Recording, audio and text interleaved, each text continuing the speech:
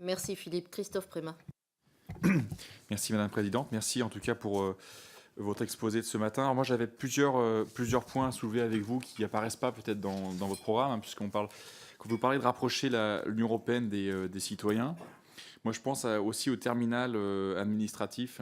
Hein, cette idée nous, enfin, les députés français à l'étranger, on milite pour un code consulaire européen, vous savez, sur l'européanisation des consulats, etc., une liste des postes diplomatiques aussi et consulaires pour justement reprendre cette compétence des États membres. Et comme on est dans l'Europe des nations, dans le bilatéral, on pourrait aussi simplifier un petit peu cette administration et donc avoir élaboré ce code consulaire européen qui permettrait là concrètement de rapprocher les citoyens des institutions européennes et leur donner vraiment à la base une citoyenneté européenne. Donc ça, je pense que c'est une proposition qui mériterait d'être amplifiée. Donc si vous voulez, voilà, si vous la deuxième chose, c'est vrai que je reprends ce que vous dites sur les autres éléments qui permettraient aussi un petit peu de renforcer cette citoyenneté européenne, c'est la question de la culture.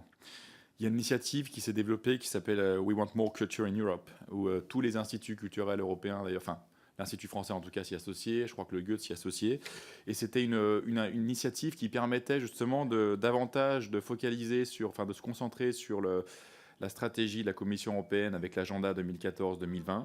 Et je pense que c'est une bonne initiative, puisque l'objectif, c'était au-delà de la création des 8 millions d'emplois directs. Enfin, il y avait je ne sais plus combien d'agents culturels qui travaillent dans le secteur culturel dans les pays européens.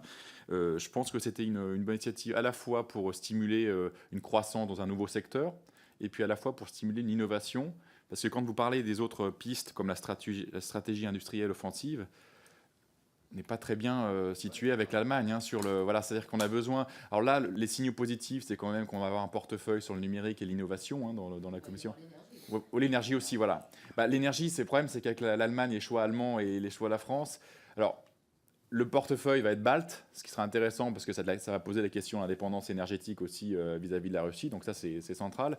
Mais je pense qu'il ne faut pas ignorer les autres secteurs sur lesquels on pourrait avoir une croissance intéressante et surtout de l'innovation pour imaginer tout simplement l'Europe de demain. Parce que comme vous l'avez rappelé, c'est quand même aussi une série de paris. Certains n'ont pas abouti, mais d'autres ont abouti et de manière assez surprenante. Donc ça, c'était ma deuxième question. Et la troisième, le droit d'initiative européenne. Alors ça c'est intéressant parce que c'est vrai que les premières initiatives ont été un peu décevantes. Hein. Il y avait...